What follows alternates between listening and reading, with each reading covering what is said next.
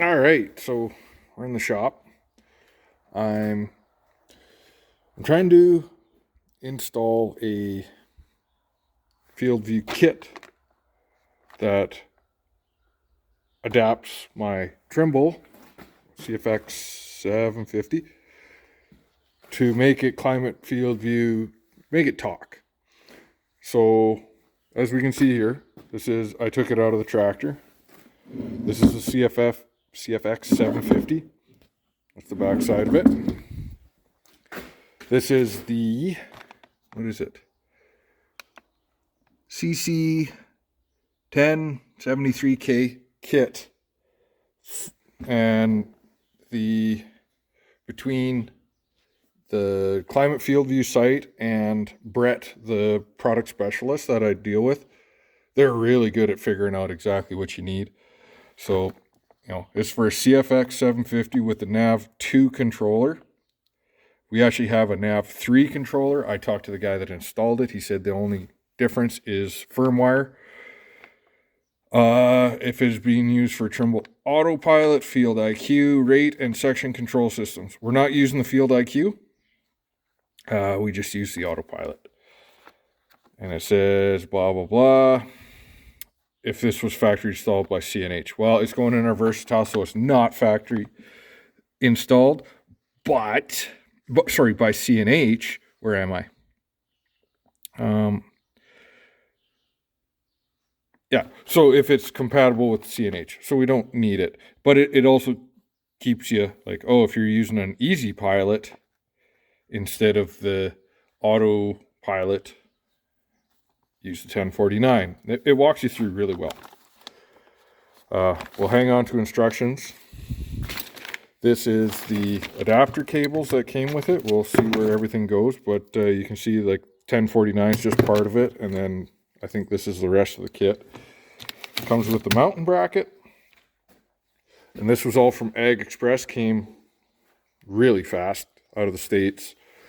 This is the ActiSense module that came out of Winnipeg.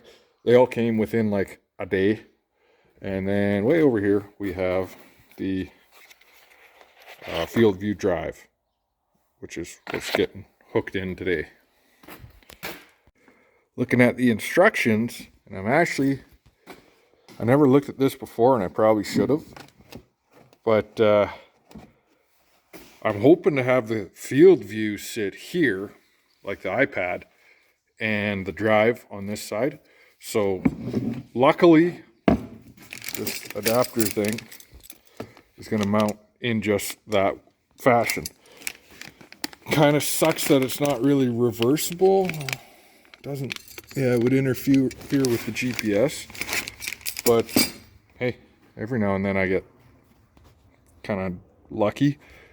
So we'll take off the ram mount and we will put the plate on. That's first step by the look of it. And then second step is to mount the ActiSense module. So we did the first step 1 and 2. Quite like the kit so far. I did put this on upside down the first time. Despite the instructions being very clear, I had it, and then I placed it. I actually used our old screws, had it in place, and I was like, oh, I better use the longer ones just to get a better bite. And they're Phillips, which I'm not a big fan of Phillips. That's like the only downfall so far I've seen, is that they're Phillips. I prefer either Robertson or, I don't know if you'll be able to see that without being out of focus, but a hex head. Very minor, very, very minor. But yeah, so when I went to grab the screwdriver, I came back and somehow I flipped it. The holes are drilled perfectly, and they're tapped. These ones are tapped for thread. These two go right in. Step 2, we did. Step 3, we got to do the adapter for the drive. All right, we're back in the cab.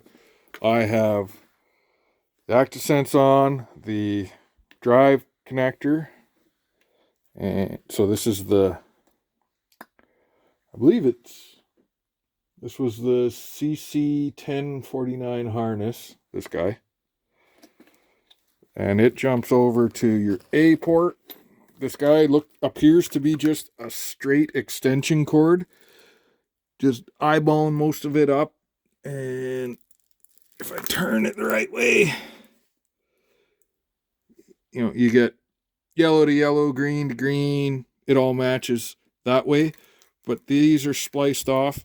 This makes me this serial port makes me a tiny bit nervous as far as, but I know that's what connects to the ActiSense, because I know I have to plug I have to make a switch out of, I believe it's numbers 10 and 11 on here. That can happen later. I will show that. But essentially everything is just plug and play, which is fantastic. I haven't put the drive on yet because I don't want to scratch it up, but we'll mount it. And no sooner do I get, you can see, as soon as I hit stop recording, get a text saying lunch is ready. It's good working at the farm. Egg salad sandwiches today, and I'm not sure, likely some sort of soup. So I'll come back here in 20 minutes and continue. Whoa, lunch was good. Chicken noodle soup and egg salad sandwich. Awesome. All right, so Trimble's all hooked up except for these two. One's the ActiSense, as you can see. So they're kind of, this is where I got to do some figuring. My my nav controller is down there. And there is a little port to come through over here. Sorry, it's kind of dark in here, working in the shop. So, and there is a female bus cable open there. I'm pretty sure, I need to trace that, but I'm pretty sure that will work. And it'll come up through here. There'll be a run up there. I'm just not 100% sure which one needs to be. So that's a display harness. I don't know why there's two of these. So it ends up, if you read the instructions, it'll help you. This cable, it's actually there's male and female terminals on this. So, and the single end, which is, come here, you. Again, I apologize for the light. We don't have very good lights in the shop here. And it's very flat light, overcast day.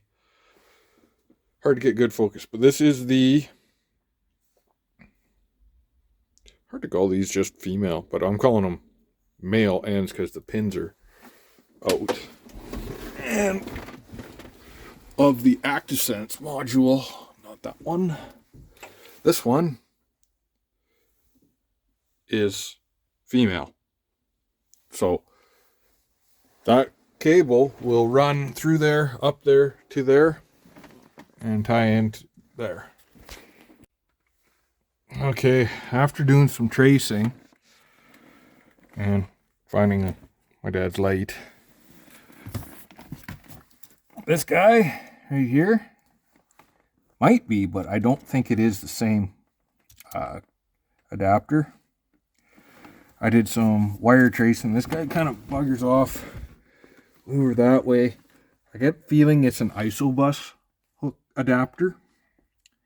I could very well be wrong on that. But doing some searching, and I thought I was, according to this guy, there should have been a serial port coming off of the nav 3 that we have.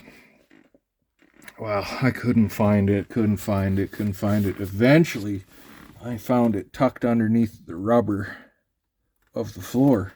So it went in there and it got somehow tucked inside under there. So it is right. It's hard to see.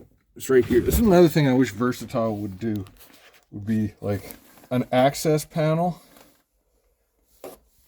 that you can store a lot of electrical stuff in. Just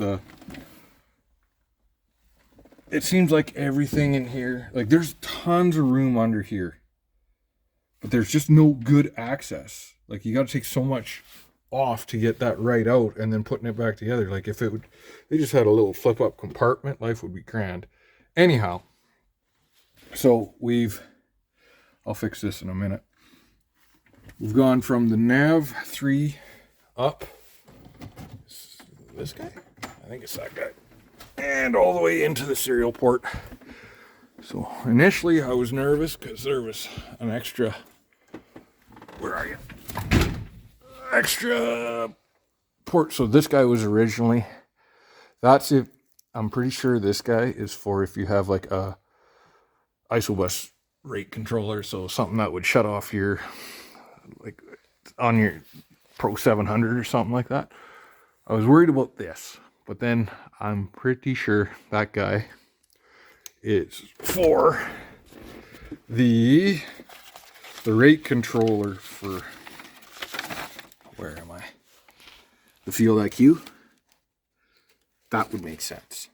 So I'm pretty sure that's what that is for. I'm banking on that.